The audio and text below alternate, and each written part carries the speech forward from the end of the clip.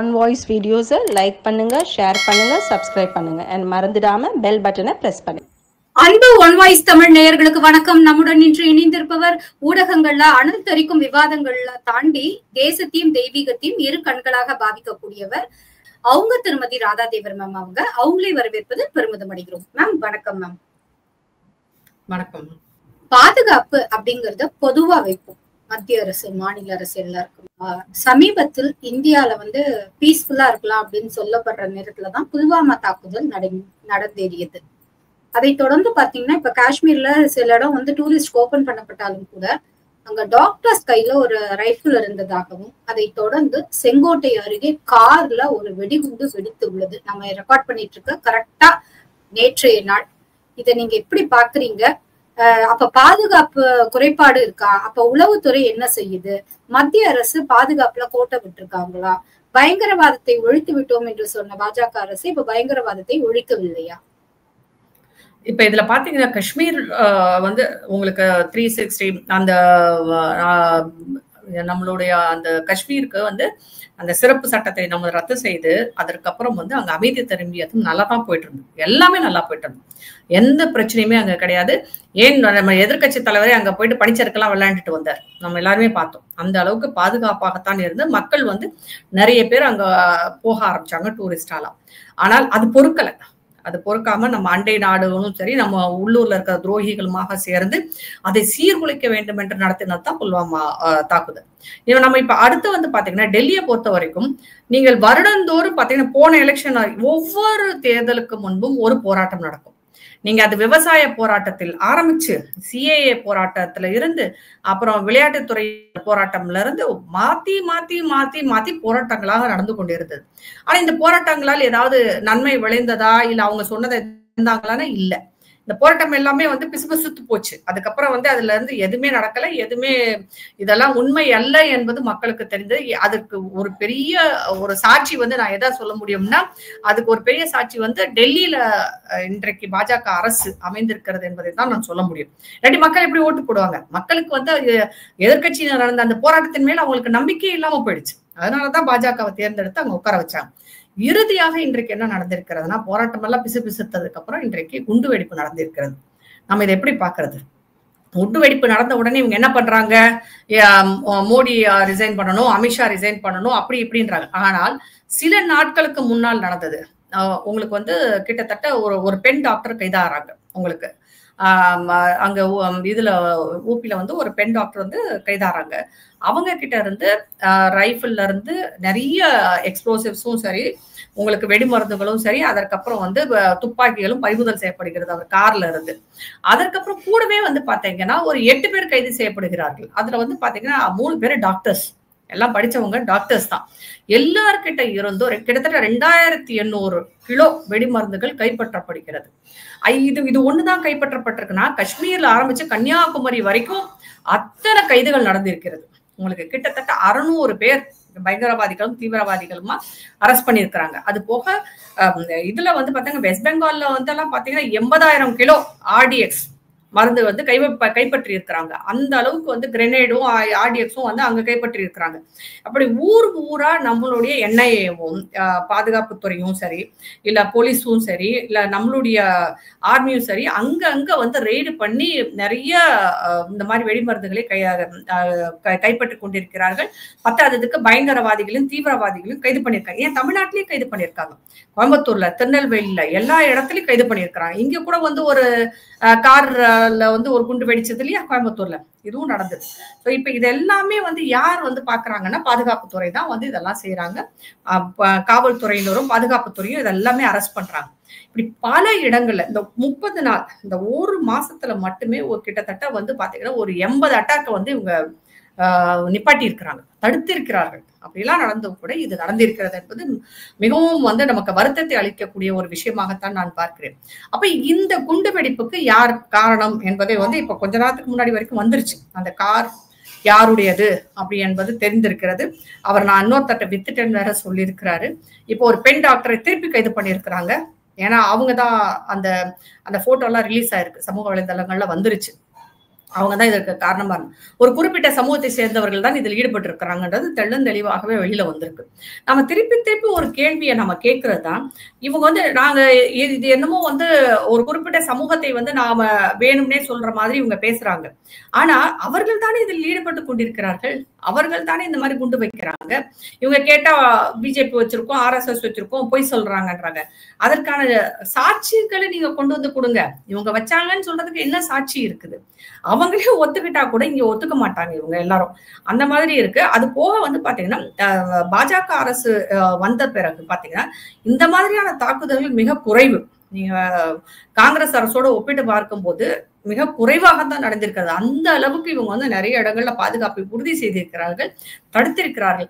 இருந்தும் கூட நம்மளுடைய துரோகிகள், உள்நாட்டில் இருக்கும் துரோகிகளின் அந்த ஆதரவால் சில இடங்கள்ல நம்ம தடுக்க முடியாம போயிருக்கு. இந்த புல்வாமாவுக்கும் சேர்த்துதான் சொல்றேன்.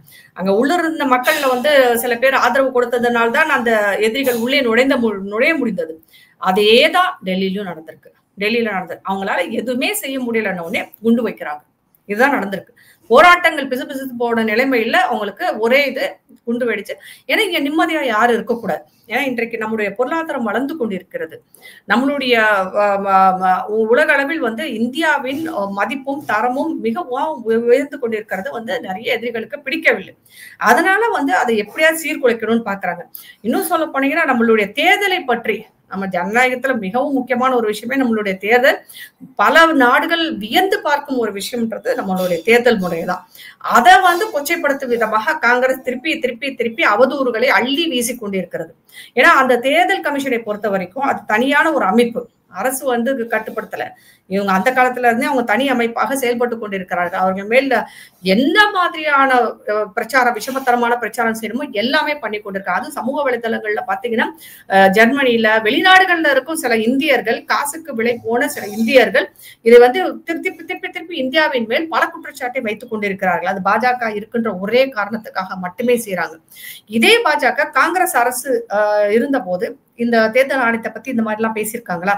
அப்பயும் இந்த EVM இருந்தது, அப்பயும் வந்து தேர்தல்கள் நடந்து கொண்டிருந்த போது இது மாதிரி எல்லாம் செய்யலையே. இல்ல உலக அரங்கில் போயிட்டு இந்தியாவை பற்றி கேவலமாக பேசினார்களா? ஆனா இன்னைக்கு காங்கிரஸ் செய்து கொண்டிருப்பது ஒரு தேச துரோக செயலாகத்தான் நான் பார்க்கிறேன். இதெல்லாம் செய்தும் பாஜகவை அசைக்க முடியவில்லை. பீகார் எலெக்ஷன்ல கண்டிப்பா பாஜக தான் ஜெயிக்கும்ன்றது நான் ஏற்கனவே சொன்னதுதான், அது உண்மை. அதெல்லாம் பொறுத்துக்க முடியாம இந்தியாவின் அமைதியை சீர்குலைப்பதற்காக நம் எதிரிகளும் உள்ளூர் துரோகிகளும் தான் சேர்ந்து செய்த ஒரு செயல்தான் இது. நம்ம வந்து இந்தியாவை பொறுத்த வரைக்கும் பாத்தீங்கன்னா மக்கள் தொகை அதிகமான ஒரு இடம். அது தவிர வந்து சில ஆடைகளையும் நான் குறை சொல்ல விரும்புகிறேன். நம் முகத்தை மறைத்து கொண்டு ஆடை அணிவது என்பது இங்கே கண்டிப்பாக தடுக்க வேண்டும். அந்த முகத்தை மறைத்து கொண்டு ஆண் இருக்காரா பெண் இருக்காரான்னு தெரியாம அவங்க வந்து முக்காடு போட்டுக்கிட்டு இவங்க வரும்போது எப்படி வந்து கண்டுபிடிக்க முடியும் யார் என்ன செய்யறாங்கன்ட்டு?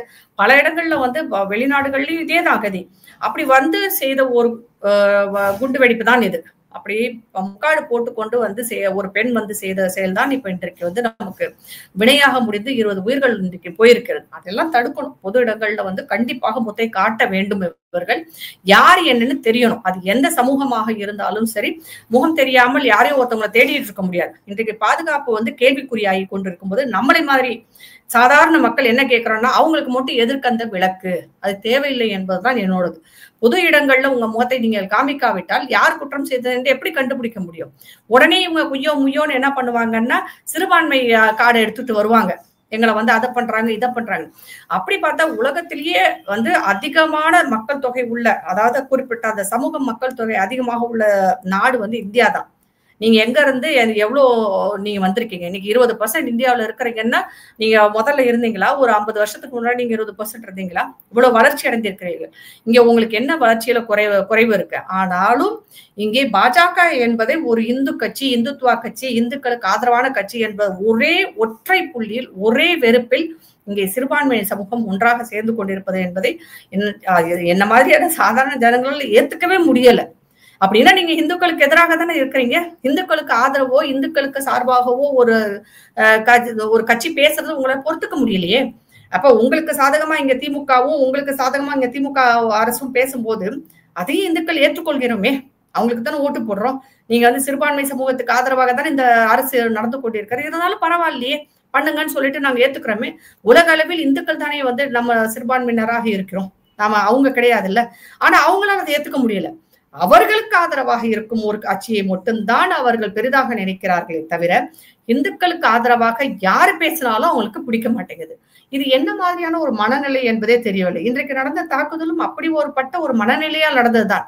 பாஜக அரசு இந்துக்களுக்கு ஆதரவாக இருக்கிறது. இந்த ஒற்றை புள்ளி மட்டும்தான் அவங்க சொல்றாங்க. அவங்க எங்கேயுமே சிறுபான்மையினருக்கு எதிராக நடந்ததில்லை, சிறுபான்மையினருக்கு எதிராக எதுவும் செய்ததில்லை. ஆனா இன்றைக்கு நடந்த இந்த குண்டு வெடிப்பில் இறந்தவர்கள் யார்? சாதாரண பொதுமக்கள், சாதாரண ஜனங்கள். அவங்களை கொண்டுட்டு நீங்க என்ன சாதிக்க போறீங்க? உலகம் பூரா இது நடந்துட்டு இருக்கு. இந்தியாவில மட்டும் நடக்கல, உலகம் பூராவுமே நடந்துட்டு இருக்கு. ஆனா இதை பற்றி நம்ம சொன்னோம்னா அவங்க நம்மள சங்கினுவாங்க, சிறுபான்மையினருக்கு எதிரானவங்கன்னுவாங்க, எங்கள் மேல சேற்றை வாரி இறைக்கிறீர்கள் என்பார்கள். இப்படியெல்லாம் பல பேச்சு வரும். ஆனால் இன்றைக்கு மக்களிடையே ஒரு பெரிய வெறுப்பை நீங்க சம்பாரிச்சிட்டு இருக்கீங்க. இன்னும் சொல்ல போனீங்கன்னா இந்த குண்டு வெடிப்புக்கு முதல் குரலாக நீங்கள் இருந்திருக்க வேண்டும். உங்கள் சமூகத்தை சேர்ந்தவர்கள் செய்திருந்தாலும் நீங்கள் அதற்கு எதிராக தானே வந்திருக்கணும், எதிராக குரல் எழுப்பியிருக்கணும் இல்லையா? ஒரு சமூகமாக நாங்கள் ஒன்றாக இருக்கிறோம், எங்களுக்கு எங்க தீவிரவாதிகளுக்கு இங்கு இடமில்லை என்பதை அவர்கள் உறுதிப்படுத்தியிருக்க வேண்டாமா? உரத்த குரல் அது எதிராக பேசியிருக்கணும்ல. அது எதுவுமே இங்க நடக்கல. இன்னும் சொல்ல போனீங்கன்னா சமூக வலைதளங்கள்ல யார் உண்மை பேசுறாங்க பொய் பேசுறாங்கன்னு தெரியாது. ஆனா நமக்கு மனதுக்கு கஷ்டமாக இருக்கிறது. இதை பார்த்து சிரிக்கிறவர்கள் தான் அதிகமாக இருக்கிறார்களே தவிர இதை பார்த்து எதிர்க்கிற சிறுபான்மையினர் மிக மிக குறைவாக இருக்கிறார்கள். அந்த சில பேர் வாயை திறக்கவே மாட்டேங்கிறார். அந்த சமூகத்தில் அது நடக்கும். இப்ப நம்ம இந்துக்களை பொறுத்த வரைக்கும் பாத்தீங்கன்னா ஒரு சாமியாரோ இல்ல ஒருத்தரோ தவறு செய்தால் நாம் அவரை எதிர்த்து கேள்வி கேட்போம், அவரை எதிர்த்து இங்க இந்துக்கள் குரல் கொடுப்பார்கள். ஆனால் அங்க மட்டும் அது நடக்கிறதே கிடையாது. அது ஏன் என்பதும் நமக்கு தெரியவில்லை. பாஜக என்பது மக்களால் தேர்ந்தெடுக்கப்பட்ட ஒரு அரசாக இருக்கும்போது நீங்கள் அதற்கு எதிராக உங்களை மற்ற அரசியல் கட்சிகள் பயன்படுத்திக் கொள்கிறார்கள் என்பது கூட உங்களுக்கு தெரிய மாட்டேங்குது. மற்ற கட்சிகள் உங்களை பயன்படுத்தி தான் இதெல்லாம் பண்றாங்க. அது ஏன் உங்களுக்கு புரிய மாட்டேங்குது? உங்களுக்கு தானே கெட்ட பேர் ஆகுது. அதை எதிர்த்து ஏன் குரல் கொடுக்க மாட்டீர்கள்? ஏன் அந்த அரசுக்கும் இந்த மக்களுக்கும் ஆதரவாக பேச மாட்டீங்கன்ற ஒரு கேள்வி எல்லா இந்துக்கள், அமைதியை விரும்பும் அனைத்து மக்கள் மனதிலும் இது இருக்கிறது. இதை தீர்க்க வேண்டிய பொறுப்பு அவங்களுக்கு தான் இருக்கு. நாங்கள் பயங்கரவாதத்தை எதிர்க்கிறோம், தீவிரவாதத்துக்கு நாங்கள் எதிரானவர்கள் என்று நிரூபிக்க வேண்டிய ஒரு பொறுப்பும் கட்டாயமும் அந்த குறிப்பிட்ட சமூகத்துக்கு இருக்கிறது. அதில் எந்த மாற்று கருத்துமே இல்லை. நீண்ட நெடிய உங்களுடைய விளக்கத்தை தொடர்ந்து 2026 களத்தில் தாவேகா கட்சி தலைவர் விஜய் பாஜக கிட்ட சரண்டர் ஆயிட்டாரு, அதிமுக கூட கூட்டணி பேசிட்டாரு, துணை முதலமைச்சர் கன்ஃபார்ம், இப்படி எல்லாம் பல ரூமர்ஸ் வந்த நிலையில் தனித்துதான் போறோம் அப்படிங்கிற மாதிரியான ஒரு அறிவிப்பை இன்டைரக்டா கொடுத்திருக்காங்க. இதை நீங்க எப்படி பாக்குறீங்க? வரவேற்கத்தக்கதா இல்லைன்னா இல்ல இன்னும் கொஞ்சம் கூட அரசியல் பாடம் படிக்கணும் விஜய் அப்படின்னு நினைக்கிறீங்களா? அவரை பொறுத்த வரைக்கும், விஜயை பொறுத்த வரைக்கும் அவர் புதிதாக அரசியலுக்கு வந்தவர், ஒரு சிறு குழந்தைன்னு கூட சொல்லலாம். தனியாக நின்று பார்க்கறதா தப்பெல்லாம் கிடையாது. யார் கூடயாவது அரசியல் ரீதியாக ஒரு கூட்டணி வைக்கணும் என்ற எந்த அவசரமும் இல்லை, அவசியமும் இல்லை. அவர் தனியா நின்றுட்டு போட்டுன்றதான். இன்னும் சொல்ல போனீங்கன்னா தனியா நிக்கிறதே நல்லதுன்னு கூட நான் நினைக்கிறேன். ஏன்னா அப்பதான் அவருடைய பலம் என்ன, பலவீனம் என்பது என்ன என்பதை அவரால் புரிந்து கொள்ள முடியும். அவசரப்பட்டு கூட்டணி வைப்பதால் அவருக்கு அதெல்லாம் புரியாது. ஏன்னா இப்ப அவருக்கு அதிமுக கூட கூட்டணி வச்சா அதிமுகவின் செல்வாக்கில் ஜெயித்ததாக தான் அறியப்படும். திமுகவோட கூட்டணி வச்சா திமுகவின் செல்வாக்கால் இன்னைக்கு அப்படித்தானே சொல்றாங்க. இப்ப திமுக என்ன சொல்லுது? விடுதலை சிறுத்தைகள் கட்சி, கம்யூனிஸ்ட், காங்கிரஸ் எல்லாம் எங்களோட இதுலதான் ஜெயிச்சிட்டு இருக்கிறாங்கன்னு தான் சொல்லுவாங்க. அவங்க யாரும் அவங்க சொந்த பலத்தில் ஜெயித்ததாக சொல்ல மாட்டாங்க. அதேதான் மற்ற கட்சிகளுக்கும் தனியாக நின்றே பார்ப்பது நல்லது என்றுதான் எனக்கும் தோன்றுகிறது. மும்முனை போட்டி என்பது உறுதியாக தெரிந்த ஒன்றுதான், இதுல எந்த மாற்று கருத்தும் இல்லை. அதுல திமுக கூட்டணி, அதிமுக கூட்டணி, அதற்கப்புறம் விஜய் கூட்டணி. விஜய் கூட்டணியோட யார் போறாங்கன்றதுதான் நம்ம இப்ப பார்க்க வேண்டியது இருக்கும். அவரோட எந்தெந்த கட்சியெல்லாம் கூட்டணியாக போக போகிறது என்பதை நாம் கண்டிப்பாக பார்க்க வேண்டும். அதுல சீமான் மட்டும் தனி கட்சியாகத்தான் நிற்பார். அவர் கூட்டணியெல்லாம் யார் கூட வைக்காதனால அவர். ஆனால் என்னுடைய கணிப்பு சீமானுடைய ஓட்டு இந்த தடவை கண்டிப்பாக குறைந்துவிடும். அவருடைய ஓட்டு சதவீதம் கண்டிப்பாக குறையும். அந்த ஓட்டு கண்டிப்பாக இவருக்கு தான் போய் சேரும், விஜய்க்கு தான் போய் சேரும். சீமானுடைய ஓட்டுகள் விஜய்க்கு போய் சேரும். அது போக சிறுபான்மையினரின் ஓட்டு, திமுகவின் சிறுபான்மையினர் ஓட்டு விஜய்க்கு செல்லும். அது போக பெரும்பான்மை சமூகத்தின் ஓட்டும் அவருக்கு செல்வதற்கான வாய்ப்புகள் நிறையவே இருக்கு. ஏன்னா இந்த குறிப்பிட்ட கரூர் சம்பவம் அதை நமக்கு மிகவும் அழகாக, அதாவது ஆணித்தரமாகவே நமக்கு உணர்த்தி இருக்கிறதுன்றது கூட. அது நல்லதா கெட்டதான்றது அது இன்னொரு பக்கம். சினிமா மோகம் கொண்டு மக்கள் வாக்களிப்பது நல்லதா கெட்டதா என்பதை நம்ம இன்னொரு பக்கமா வைத்துக் கொண்டாலும் அவருக்கென்று ஒரு பெரிய கூட்டம் இங்க இருக்கிறது. விஜயகாந்துக்கு அப்புறம் நீங்க எம்ஜிஆர், விஜயகாந்த், அதற்கப்புறம் பாத்தீங்கன்னா ஜெயலலிதாவை இதுல கணக்குல சேர்த்து இருந்தாலும் கூட அவருக்கு சினிமா என்ற இதை விட ஒரு ஆளுமை மிக்க தலைவராகத்தான் அவர் பார்க்கப்பட்டார். ஆனா முதல்ல எம்ஜிஆர் தான் அப்படி ஒரு சினிமா நடிகர், அந்த அவருக்கான அந்த ஒரு கிரேஸ் இருந்தது, அந்த அந்த ஒரு இது இருந்தது, மக்கள் வந்து அவருக்கு ஆதரவளித்தார்கள். அதற்கப்புறம் விஜயகாந்துக்கு அப்புறம் இப்ப விஜய்க்கு தான் அந்த இது இருக்கு, அந்த மக்களிடம் ஒரு ஈர்ப்பு தன்மை இருக்கு. அது எதனாலலாம் எனக்கு தெரியாது, ஆனா இருக்கு, அதை நாம ஒத்துக்கொண்டே ஆக வேண்டும். அதனால வந்து நிறைய பேர் வந்து மாற்றத்தை விரும்பும் ஒரு கூட்டம் இந்த தமிழகத்தில் இருக்கிறது. அது பிஜேபிக்கு அண்ணாமலை இருந்தப்ப இருந்தது. நீங்க அண்ணாமலை வந்தப்ப பெரிய வரவேற்பு எப்படி வந்ததுன்னா, ஒரு மாற்றம் வந்திருக்கு. அவங்க பிஜேபின்னு பார்க்கல, அண்ணாமலை என்ற ஒரு ஒற்றை மனிதரை தான் பார்த்தாங்களே தவிர பிஜேபி என்ற கட்சியை பார்க்கவில்லை. ஏன்னா நான் திரும்ப இதை சொல்றேன், தமிழகத்தில் வந்து எப்பயுமே ஹீரோ வர்ஷிப் இருக்கும். அந்த ஒரு தலைமையை பார்த்துதான் வந்து ஓட்டு போடுறாங்க. நீங்க வந்து பாத்தீங்கன்னா எந்த கட்சியை எடுத்துக்கிட்டாலும் பாத்தீங்கன்னா, கட்சி என்ற அமைப்பை விட அந்த தலைமை என்ற அந்த ஒரு ஈர்க்கும் சக்தி உள்ள ஒரு தலைவரை இருந்தால் அவர்களுக்கு ஓட்டு போடுவாங்க. அப்படித்தான் இப்ப இன்றைக்கு விஜய் வந்து அவர் கட்சியில யார் இருக்காங்கன்னு நமக்கு தெரியாது, அவருக்கு அடுத்து வேற யார் இருக்காங்கன்னு நமக்கு தெரியாது. ஆனா விஜய் என்ற ஒற்றை மனிதர் தான். அவர் மேல் இருக்கும் அந்த ஈர்ப்பு இருக்கு இல்லையா மக்களிடம், அது மிக மிக அதிகம். அது நல்லாவே நமக்கு தெரியும். ஒரு தலைமுறையே நான் சொல்லிட்டு இருக்கிறேன் மாறிட்டு இருக்குது, விஜய்க்காக ஆதரவாக இருக்காங்க. ஓட்டு போடும் வயதில் உள்ள இந்த புது வாக்காளர்கள் ஒரு 9 லட்சம் பேர் இருக்கிறாங்க. அவங்க கிட்ட ஒரு 60% அவருக்கு ஓட்டு போடுவதற்கு தயாராகவே இருக்கிறார்கள். மிச்ச பேரை தான் மாத்தி போடுவாங்க. வயதானவர்கள்லயும் வந்து பாத்தீங்கன்னா, அதாவது நடுத்தர வயதை ஒத்தவர்கள்ல பெண்கள் அதிகமாக, இன்னொன்னு வந்து பாத்தீங்கன்னா தமிழகத்தை பொறுத்த வரைக்கும் பெண்கள் ஓட்டு அதிகம், நமக்கு பெண்கள் ஓட்டு சதவீதம் வந்து அதிகம். அந்த பெண்கள் ஓட்டு சதவீதத்துல ஒரு 20% அவர் ஓட்டு போட்டாலே முடிஞ்சு போச்சு கதை. அதனால அவர் ஓட்டு வாங்குவது, ஆனா ஆட்சி அமைக்கும் அளவுக்கு ஒரு ஓட்டு வாங்குவாரானா கிடையாது. ஆனால் ஆட்சியை பிரிக்கும் அளவுக்கு கண்டிப்பா ஓட்டு வாங்குவார். ஆட்சியை பிடிக்க வாய்ப்பு இல்ல. அந்த ஆட்சியை பிரிக்கும் அளவுக்கு ஆட்சியை கவிழ்க்கும் அளவுக்கு ஓட்டு வாங்குவாருன்னு சொல்லலாம். பிரிக்க முடியாது, கவிழ்க்கும் அளவுக்கு வாங்க முடியும். அதனால அவர் கூட யாரு போய் கூட கூட்டணியில நிக்கிறாங்களோ அவர்கள் ஜெயிப்பதற்கான வாய்ப்புகள் அதிகமாகவே இருக்கிறது என்பதில் எந்த மாற்று கருத்துமே இல்லை.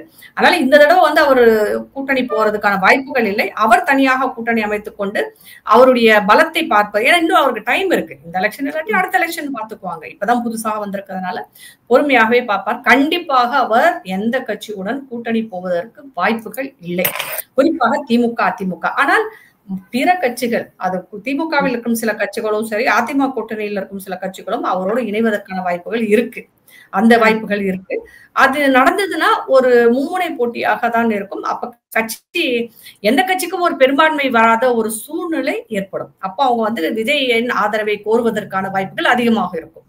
அப்ப டிஎம்கே கூட்டணிக்கும் உங்களுக்கு வராது, ஏடிஎம்கே கூட்டணிக்கும் வராதப்ப விஜய்க்கு வரும்போது அவரை தங்கள் கூட்டணியில் சேர்த்து கொள்வதற்கான வாய்ப்புகள் இருக்கு. கிட்டத்தட்ட நம்ம ஆந்திராவில் நடந்த நிலைமை வர்றதுக்கு நிறைய வாய்ப்புகள் இருப்பதாகத்தான் எனக்கு தெரிகிறது.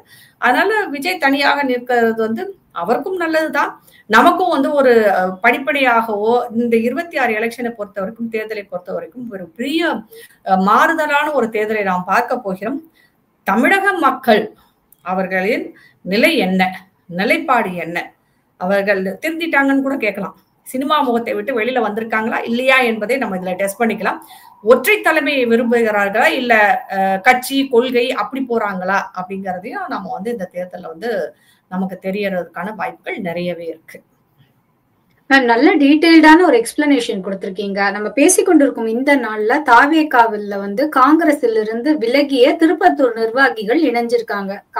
சோ இது தாவேகாவுடன் காங்கிரஸ் கூட்டணி வைக்கலன்னா தொடர்ந்து இந்த மாதிரி காங்கிரஸை சார்ந்த முக்கியப்பட்ட தலைவர்கள், அந்த மாவட்ட தலைவர்களா இருக்கலாம், இல்லைன்னா மாவட்டத்துல முக்கியமான பிரபலங்களாக இருக்கலாம், காங்கிரஸை சார்ந்தவர்கள் விலகி தாவேகாவில் இணைவதற்கு வாய்ப்பு உண்டா? அப்ப நரசிம்மராவ் அவர்கள் செய்த அதே தவறை ராகுல் காந்தியும் செய்ய போறாராம்? அது பொறுத்து பார்க்க வேண்டும். எனக்கு தெரிஞ்சு வந்து ராகுல் காந்தி விஜய் அவர்களிடம் கூட்டணி வைப்பதற்கான வாய்ப்புகள் தான் அதிகம் இருக்கு. நம்ம இந்த கரூர், திருப்பி சொல்றேன், இந்த கரூர் சம்பவத்தில் பார்த்தோம், ராகுல் காந்தி போன் பண்ணி பேசியிருக்கிறாரு இல்லையா, விஜய் கிட்ட பேசியிருக்கிறாரு. அதனால ராகுல் காந்தி வந்து எனக்கு தெரிஞ்சு தாவேகாவுடன் கூட்டணி வைக்க விருப்பப்படுவார். அதுல வந்து எந்த மாற்று கருத்தும் இல்லை. ஏன்னா அவருக்கு வந்து எளிதாக வந்து அங்க ஆட்சி அமைப்பதற்கு காங்கிரஸ் ஆட்சி அமைக்கிறதுக்கு ஒரு வாய்ப்பாக அதை கருதுவதற்கு வாய்ப்புகள் நிறைய இருக்கு. ஆனால் 2029 இம்பார்ட்டன்ட் இல்லையா மேடம்? 26ல ஜெயிச்சா 29 அவருக்கு ஈஸி தானே உங்களுக்கு. 26 தமிழகத்தில் அவங்க ஒரு கடித்தனமான வாக்குகளை வாங்கி அவங்க வந்து எம்எல்ஏ சீட்டுகள் வந்ததுன்னா 29ல அவங்க பாத்துக்குவாங்க. திருப்பி விஜய் கூட கூட்டணி வைத்து மேலே போவதற்கு வாய்ப்புகள் அதிகம் இருக்கு. இன்னைக்கு 40 சீட்டும் வந்து திமுக இருக்கிறது, அது உடையலாம் இல்லையா? 20-25 சீட் அவங்க வர்றதுக்கான வாய்ப்புகள் நிறையவே இருக்கு. இன்னொரு விஷயம், இங்க தமிழகத்தில் இருக்கும் காங்கிரஸ் தலைவர்கள் தான் நமக்கு பிரச்சனை இங்க. ஏன்னா எல்லாம் வந்து உங்களுக்கே தெரியும், சத்தியமூர்த்தி பவன்ல நடக்க பிரச்சனைகள் நமக்கு எல்லாருக்குமே தெரியும். இங்க எல்லா காங்கிரஸ் தலைவரும் பல கூட்டணி பல குழுக்களாக பிரிந்திருக்கிறார்கள். அதனால ஒருத்தர் சப்போர்ட் பண்ண மாட்டாங்க, ஒருத்தர் வந்து அங்க இது பண்ணிக்கிறதுக்கு வாய்ப்புகளே இல்லை. அதில் சில பேர் வந்து காங்கிரஸ் கூட்டணி வெறுத்து போயிருக்கிற தொண்டர்கள் தான் இப்ப போய் சேருவாங்க விஜய் கூட. அது வந்து காங்கிரஸ் கட்சிக்கு தான் சரி கிடையாது. அதனால எனக்கு தெரிஞ்சு வந்து அப்படி ஒரு சூழ்நிலை வரும் பட்சத்தில் காங்கிரஸ் தாவேகாவுடன் இணையும் கூட்டணி வைப்பதற்கு வாய்ப்புகள் அதிகமாக இருப்பதாகத்தான் நான் கருதுகிறேன். ஏன்னா இப்ப சீட்டுக்கு பேச ஆரம்பிப்பாங்க, அதிகமாக வேண்டும் என்று எல்லா கட்சிகளுமே கேட்டுக்கொண்டிருக்கிறது. அதில் வந்து காங்கிரஸ் கண்டிப்பாக அந்த கோரிக்கையை முன்வைக்கும்.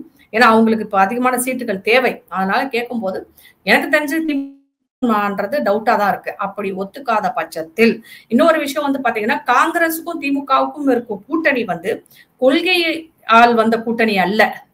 அது அவங்களோட தற்காலிக ஒரு அண்டர்ஸ்டாண்டிங்ல தான் வந்திருக்காங்க. ரெண்டு பேருக்கும் ஒத்தே போகாது. காங்கிரஸுக்கும் இதுக்கும், காங்கிரஸும் கம்யூனிஸ்டும் ஒரே கூட்டணியில இருக்காங்கன்றது இன்னும் பெரிய பிரச்சனை. ஏன்னா எல்லா மாநிலங்களிலும் காங்கிரஸும் கூட்டணி அடிச்சுக்கிட்டு இருக்கிறாங்க. அவங்களுக்கு கேரளாவா இருக்கட்டும், வெஸ்ட் பெங்காலா இருக்கட்டும், எல்லா இடத்துலயும் அவங்களுக்குள்ள ஒத்தே போகாது. ஆனா தமிழ்நாட்டுல மட்டும் ரெண்டு பேரும் ஒரே கூட்டணியில இருக்கிறாங்க. இது வந்து என்ன மாதிரி கூட்டணின்னு தெரியல, இது சந்தர்ப்பவாத கூட்டணி. அதே மாதிரிதான் திமுகவுக்கும் காங்கிரஸுக்கும் ஒத்து வர. ராஜீவ்காந்தி மரணத்துக்கு திமுக தான் காரணம்னு சொன்னவங்க தானே இவங்க. இன்னைக்கு எல்லாரும் ஒன்னா இருக்காங்க. அதே ராஜீவ்காந்தியை கொண்டவங்கள வந்து ராஜீவ்காந்தியை கொண்டவங்களோட அந்த இவங்க ஆதரவு கொடுத்துட்டு இருந்தாங்க திமுக, அவங்கள வரவேற்றாங்க. அதையும் காங்கிரஸ் பார்த்து கொண்டுதான் இருந்தது. அப்படிப்பட்ட ஒரு சூழ்நிலை இருக்கும்போது இவங்களுக்கு தாவேகா என்பது கண்டிப்பா இந்த அதிமுக கூட்டணியில அவங்களால சேர முடியாது, பிஜேபி இருப்பதால்.